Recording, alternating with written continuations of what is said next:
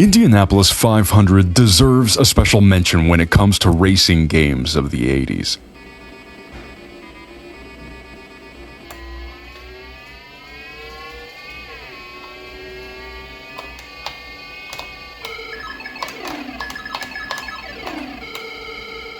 Released by Papyrus Design Group in 1989 for MS-DOS and 1 year later for the Amiga, the game had really good 3D management and was the first to really allow you to tweak your car setup. Back then, I used to play it on a 286 base system like this one, and it really rocked. As you can see, it's perfectly smooth animation and the feeling of speed is just great.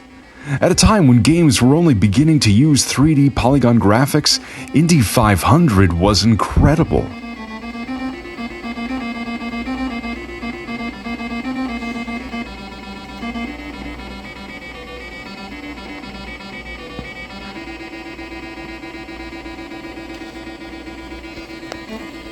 I also gave it a try on this Amstrad PC equipped with an 8086 processor and 640K of RAM.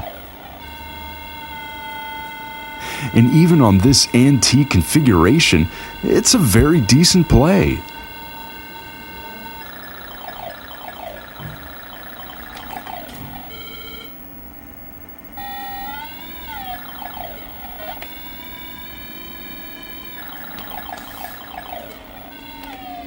And if you had a 386 like one of my other PS2s here, it was absolutely fantastic.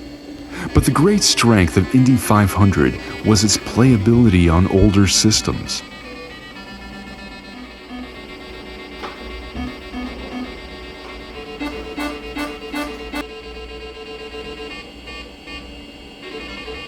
Sure, the external environment was not very detailed, but efficiently designed. It mainly consisted of crowded stands above the road, and the 33 different car models that could take part in the races. These include a yellow Penske Chevrolet, a red Lola Buick, or a blue March Cosworth, and with the Penske having the fastest default setup.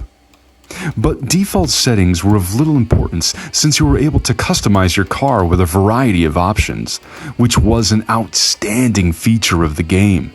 You could set up any car to perform well using the configuration manager.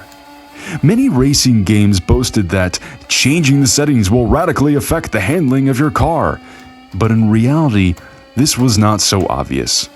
With Indy 500, it's another story, and you can actually feel it through the joystick or the keyboard.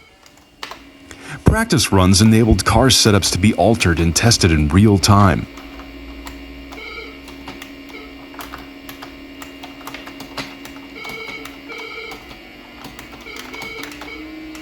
Modifications included wing downforce, tire pressures, wheel stagger, making the right side wheels larger to compensate for the banked corners, and turbo output, which gave boost but stressed the engine and used more fuel.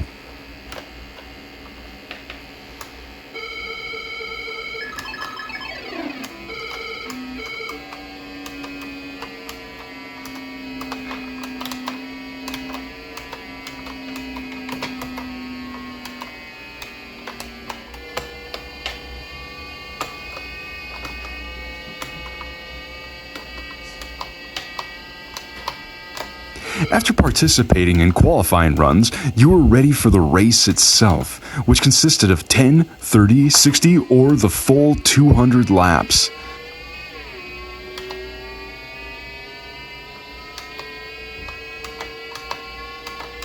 The circuit, of course, was always the same. It was 2 miles long on a basically round speedway with some long straights, and you had to drive it around anti-clockwise.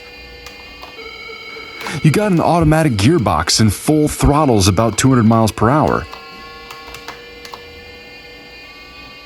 All the other cars were equally fast, and their AI was very good.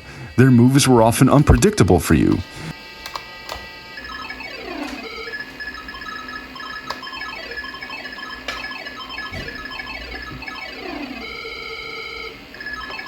There were rear view mirrors, but no lateral visibility at all, so if you passed a car and pulled in front of it before you were clear, it was likely that you'd collide and go spinning off. Hard contact with a fence or another car could cause wheel and/or engine damage. It was still possible to recover to the pits after damaging one's front wheel, though the car was more difficult to control. But a very large impact that damaged the engine was instant game over.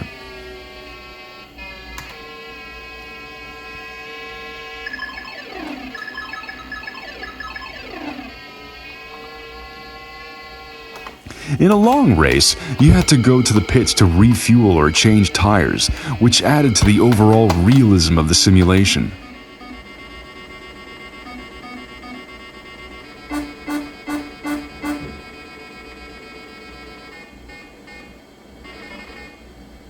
The different cam systems allowed you to replay the last 30 seconds of your drive. 6 camera angles were available: in-car, behind, track view, TV, sky, and crash cam.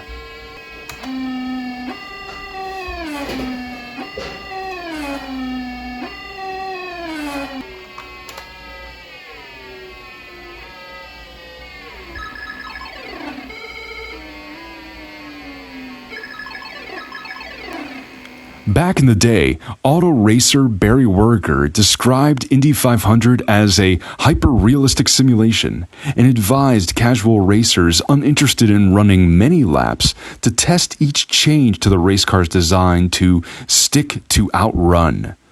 The Amiga version was voted the 9th best game of all time in Amiga Power.